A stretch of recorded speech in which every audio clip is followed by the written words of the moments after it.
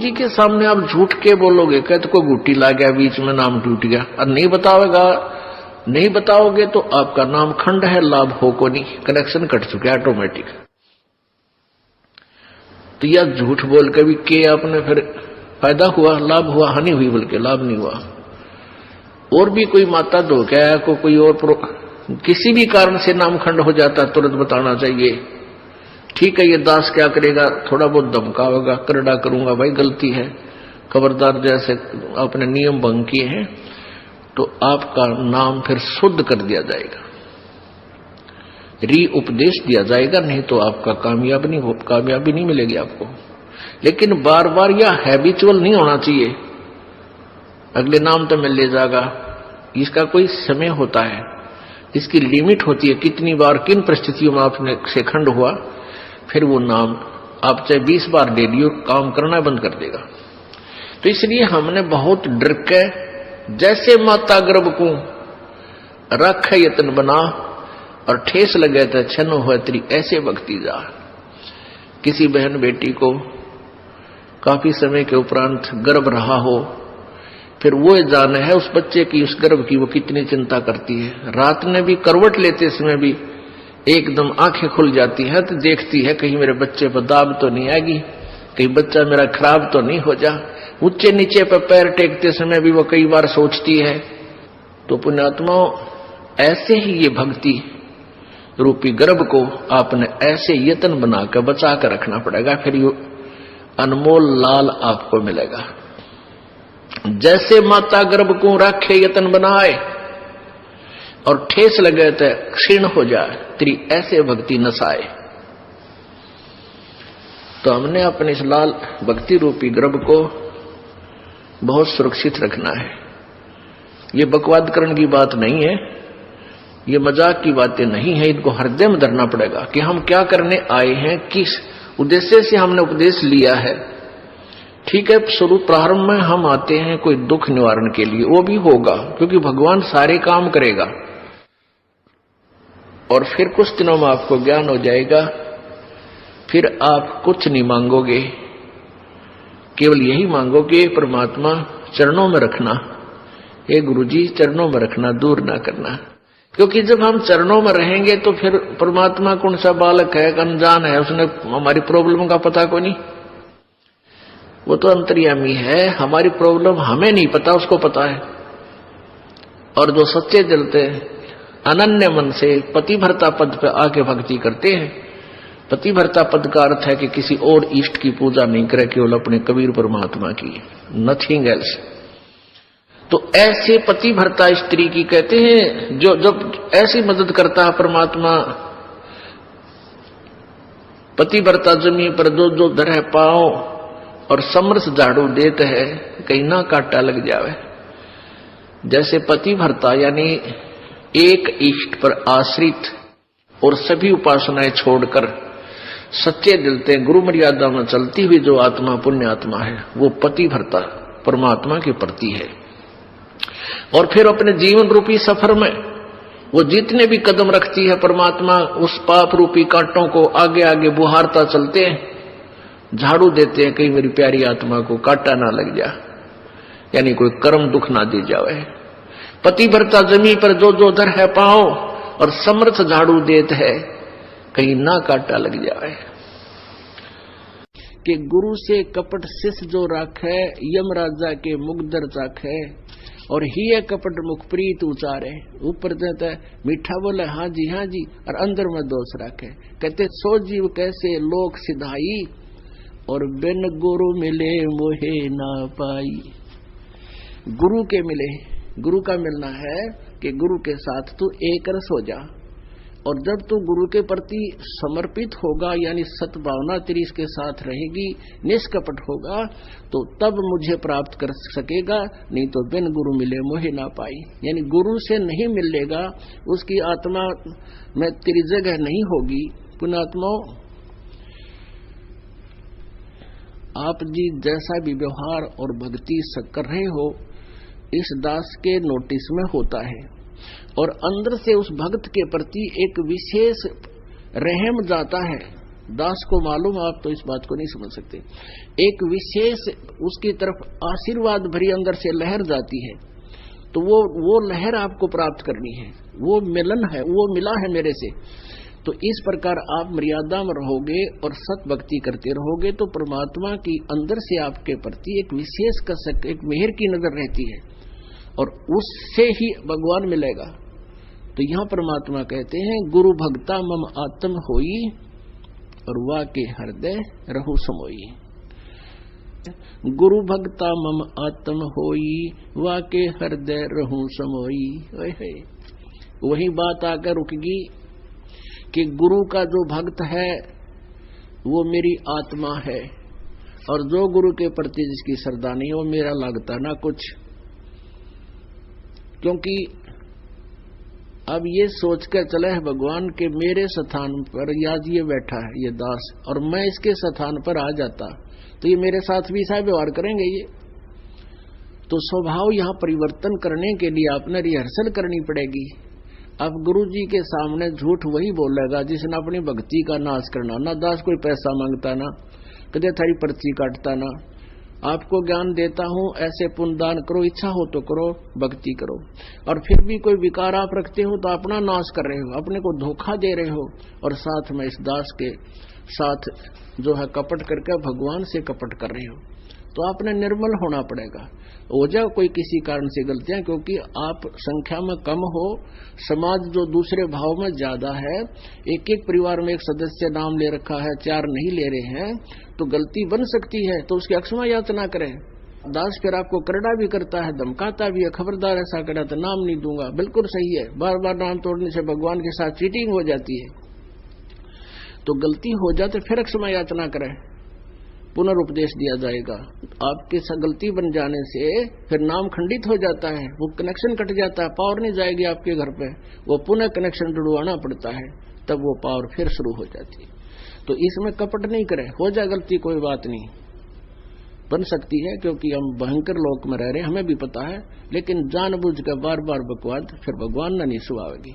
घनी मजबूरी हो तो हो सकती है कभी, लेकिन फिर बार बार उन मजबूरियों से भी संघर्ष करना सीखो।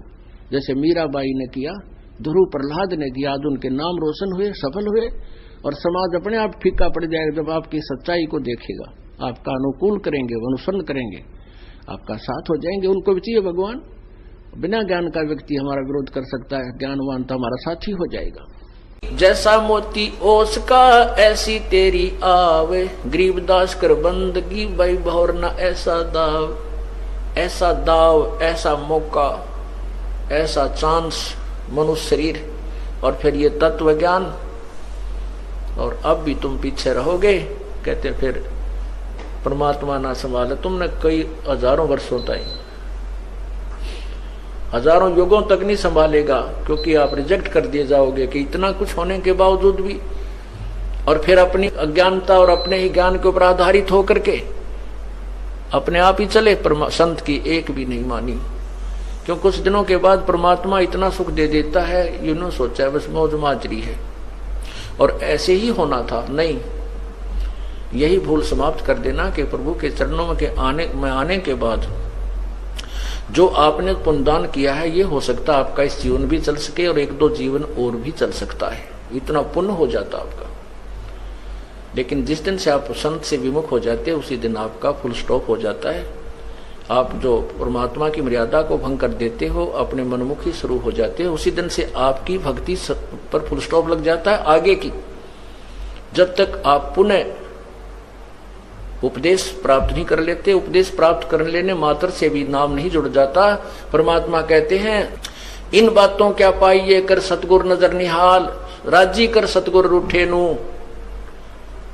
ठीक है, कोई भक्त है, पहले लगा हुआ है, फिर उसने बीच में बकवाद कर दी, दोबारा भी चौथा भी नाम ले जाता है।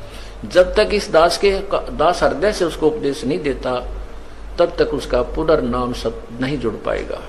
ये मेरे बस की बात नहीं, ये परमात्मा की ही प्रेरणा अंदर से होती है। नाम अवश्य दे दिया जाता है, क्योंकि हमारा स्वभाव है कि हो सकता है ये बालक फिर सुधर जाए, बच्चा भगवान का। तो इसलिए कहते हैं राजी कर सतगुर रूठे नू, यानी अपने सदगुरु, मान ले आपसे गलती हो जाती है, सदगुरु क्यों रुष्ट होते हैं? क्योंकि आप विद्यार्थी, वो विद्यार्थी से टीचर रुष्ट होता है जो कोई भी मर्यादा नहीं निभाता, बार बार समझाने के बाद भी शरारत करने से बाज नहीं आता, तो वो उससे रुष्ट होता है। ऐसे ही परमात्मा का मार्ग है, आप विद्यार्थी हैं, ये दास आध्यात्मिक टीचर है। आपके हित के लिए आपको समझाया बुझाया जाता है, गलती करते हो आपको धमकाया भी जाता है, आपके भविष्य को मध्य नजर रखते हुए। निदास का कोई लेन देन नहीं। अब जो बच्चे परमात्मा से विमुख हो गए, नाम ले रखा था, गलतियों पर गलतियां की, हमने उनको धमका दिया, उनका नाम काट दिया गया यहाँ से, इस विद्यालय से, तो वो बाहर चले जाते हैं अपने दूसरे क्षेत्र में या दूसरे संत के पास, या जैसी पूजाएं उसको पहले करते थे वो करने लग जाते हैं। और वो कहते हैं हमारे ताज भी ठाठ हो रहे हैं, हमने तो उनको छोड़ दिया, उस नाम को भी, संस्था को भी छोड़ दिया, और कहते अब हमें कोई हानि नहीं हो रही है। पुण्यात्माओं, आप जब तक आपका नाम जुड़ा है, आप कोई गलती करते हो, परमात्मा आपको झटका देता है एक आधा हल्का सा, ताकि तुम सुधर जाओ, सावधान हो जाओ, आगे गलती ना करो। और जब यहां से विमुख हो जाते हो, आपका नाम कट जाता है, आपसे सत्संग में भी आते रहोगे, परमात्मा आपको स्वीकार नहीं करता है, तो फिर आपके ऊपर झटके नहीं आएंगे, आपको केवल वो काल पुण्य देगा जो आपका दे रखा है। जैसे विद्यार्थी, जो बच्चा स्कूल में आता है, गलती करता, टीचर उसको पीटता भी है, एक आधा थप्पड़ भी मार दे, खुड़कावत धमकाता भी है, और जब वो बच्चा स्कूल छोड़कर चला जाता है, फिर चाहे वो गधे पर बैठ कर बारी लेता रहे, कहीं घूमता रहो, कहीं खेलो, वो टीचर उसको कुछ नहीं कहेगा, उसके साथ से निकल जाएगा, वो कितनी शरारत कर रहा हो, वो नहीं, टीचर नहीं बोलेगा उससे, क्योंकि अब उसका विद्यार्थी नहीं रहा। इसी प्रकार जो अनजान व्यक्ति यहाँ से चले गए, उनको पूर्व जन्म की जो यहाँ रहते हुए और इस जन्म में भी जो पुण्य किए, भक्ति की, वो काल उनको अवश्य देगा, और उसके कारण वो ठाठ करते नजर आएंगे, और हो सकता है इस जीवन में कोई हानि भी ना हो, क्योंकि उनको पीटेगा नहीं अध्यापक, क्योंकि वो अब विद्यार्थी नहीं रहे और अपना जीवन बर्बाद कर रहे हैं। फिर मजदूर लगेंगे जो विद्यार्थी विद्यालय छोड़कर चले जाते हैं टीचर के धमकाने खुरकाने से, तो वो सफल नहीं हुआ करते। तो इसी प्रकार हमने उस परमात्मा की भक्ति करनी है। तो क्या कहते हैं, ये जो सतनाम आपको मिला है, सतनाम, और इस सतनाम को मिलने के उपरांत आपको सारनाम नहीं मिला और आपकी मृत्यु होगी। आपको न जाने कितने जन्म मनुष्य के मिल जाएंगे, मोक्ष नहीं है, मनुष्य के जन्म मिलेंगे, अच्छे से अच्छे जन्म मिलेंगे, और फिर आपके ये दोनों मंत्रों की कमाई जब समाप्त हो जाएगी, आप फिर सिंपल मैन बनोगे, साधारण व्यक्ति के घर में जन्म होगा, और उस समय ये दयालु परमात्मा फिर आपको अवश्य संभालेगा, आपको 84 लाख योनियों में नहीं जाने देगा, शीघ्र सी नहीं जाने देगा, यानी फिर हम बिल्कुल नहीं सुनेंगे, वो बात है अलग। तो पुण्यात्मा, ये भी कच्चा काम रह जाएगा यदि सतनाम ही प्राप्त हो गया और आपकी मृत्यु होगी, सारनाम योग्य नहीं बने, नखरे करते रहे। अब क्या देखता है ये दास, नाम ले गया था जी पिछला महीने और नाम खंडित हो गया, पहला नाम लिया था दोबारा लूंगा। अच्छा भाई, क्योंकि पहले मंत्र वाला तो गलती कर सकता है, क्योंकि वो तो एकदम नया बच्चा होता है, पहली कक्षा का बालक होता है, हो जाता है खंड, लेकिन नहीं होना चाहिए। कोशिश करे कि जो काम करने लग गए उसको पूरा ही किया जाना चाहिए। तो फिर दोबारा उपदेश ले लेता है, फिर 4 महीने के बाद उसको सतनाम भी प्राप्त हो जाता है। सतनाम लेने के बाद फिर 6 महीने के बाद फिर कह जी नाम खंडित हो गया मेरा, तो ऐसा हो गया वैसा हो गया। अच्छा भाई, 1-2 साल के बाद फिर कहेगा जी मुझे शंका है, मेरा शायद नाम खंडित हो गया, और करे बिना रहता नहीं, आप गलती अवश्य कर देता है। तो पुण्यात्मा, कोई बात नहीं, अब परमात्मा ने आपको पार करना है, ये अब बैन उठ गया है, कलयुग में ये समय आ गया है कि सभी प्राणी जो इस तत्व ज्ञान को ग्रहण करके इस मार्ग पर लग जाएंगे सभी पार हो जाएंगे। लेकिन पार होंगे वो जो बार बार ये अपने नाम को खंडित ना होने देंगे। अब क्या देख रहा है ये दास, जिन 10-10 साल नाम लिया न हो गया, तीनों मंत्र प्राप्त हो गए, वह भी नो कह दे मेरा तो नाम खंडित हो गया जी, ऐसी गलती बन गई।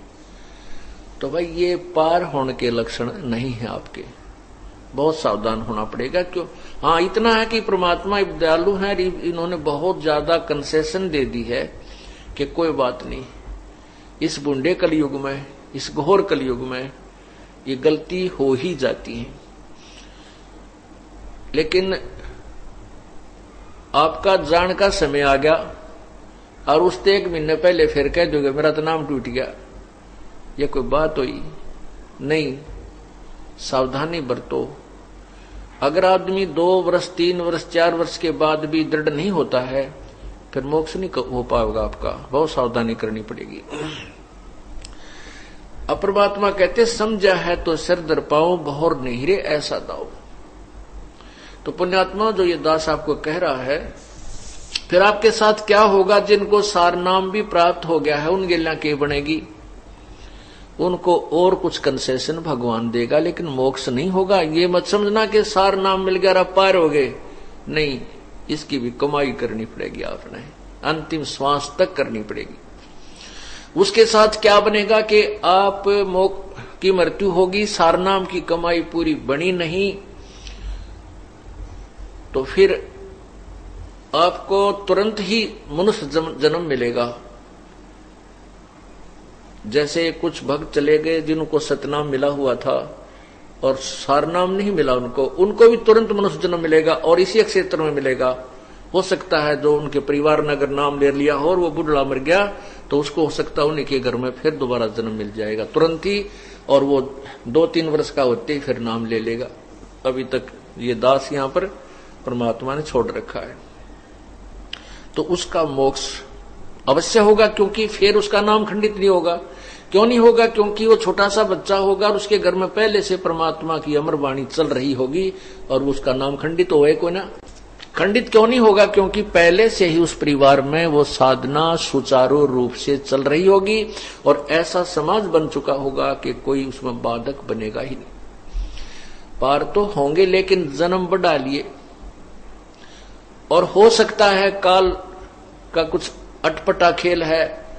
और पुण्यात्माओं, आप ये मत सोचना कि अगले जन्म में देख लेंगे, या भी पेंडिंग नहीं छोड़ना आपके। अगले जन्म में अनुमाना आपकी का जन्म दे दे अफ्रीका में, क्योंकि हमारे संस्कार आपस में रले मिले हैं। हिंदू, मुसलमान, सिख और ईसाई कोई भिन्न नहीं है, हम एक पिता की संतान हैं। और ये मजहब धर्म तो अभी बने हैं इस कलयुग में, इससे पहले कोई धर्म मजहब की कोई अलग से व्यवस्था नहीं थी। और तो उस समय हम आपस में एक दूसरे से रले मिले रहे हैं, हमारे संस्कार एक दूसरे में उलझे हुए हैं। आज हम हिंदू घर में जन्म है तो मृत्यु के उपरांत हम हो सकता है किसी मुसलमान के घर जन्म लेंगे, क्योंकि वो पुण्यात्मा से हमारा कोई संयोग हो सकता है, तो वहां चले जाएंगे। तो वहां फिर कौन समझाओगा आपको इस तत्व ज्ञान को? ऐसे कट्टरपंथी बन गए हैं। तो इस प्रकार आपका बहुत सौभाग्य है कि आपको पहले जन्म हिंदुस्तान में और फिर हिंदू धर्म में। हिंदू धर्म में अभी इतना कट्टरपंथ नहीं आया है जितना कि अन्य धर्मों में प्रवेश कर चुका है। वो तो एक शब्द भी सुनने को तैयार नहीं है। और हिंदू धर्म ने का सभी संतों ने अंडोला बना रखा है। कोई फलाना पंथी, वरना कितने तक गुरुओं के पंथी इस हिंदू समाज के अंदर न्यारे न्यारे बना डाले। पहले तो हिंदुस्तान, दूसरे हिंदू धर्म के अंदर आपका जन्म, और एक विशेष सुविधा सिख धर्म में भी है कि उसमें भी किसी को कोई बाउंडेशन नहीं है, वो जहां चाहे अपनी भक्ति ग्रहण कर सकता है। दूसरा सौभाग्य यह है कि जिनको सिख धर्म में जन्म है। और मुसलमान धर्म एक ऐसे कट्टरपंथ बन गया है कि वो तो किसी की बात सुनकर राजी को नहीं। हम इसमें आगे ना चल करके वापस आते हैं कि मान लीजिए आपका ये जन्म मनुष्य का भी हो गया और हो गया मुसलमानों में, तो फिर वो आप इस मार्ग को ग्रहण करने से वंचित रह जाओगे, क्योंकि वहां की मर्यादाएं बहुत कठिन बना दी गई। अब क्या होगा कि मान लीजिए जैसे जिसको सारनाम मिल गया है और उसका मोक्ष मृत्यु हो जाती है, पार नहीं हो पाया, तो दूसरा जन्म होगा, मनुष्य का ही होगा। लेकिन ये आवश्यक नहीं है। वैसे तो कृपा है परमात्मा की, आपके संस्कार वो चेंज वेंज करके यही भी कर सकता है, हो सकता है, मतलब एक ऑप्शन मान कर चलो, एक ज्यादा इस चीज को विचार करके चलो कि हो सकता है आपका कितना दूसरे अरब कंट्रीज में हो गया।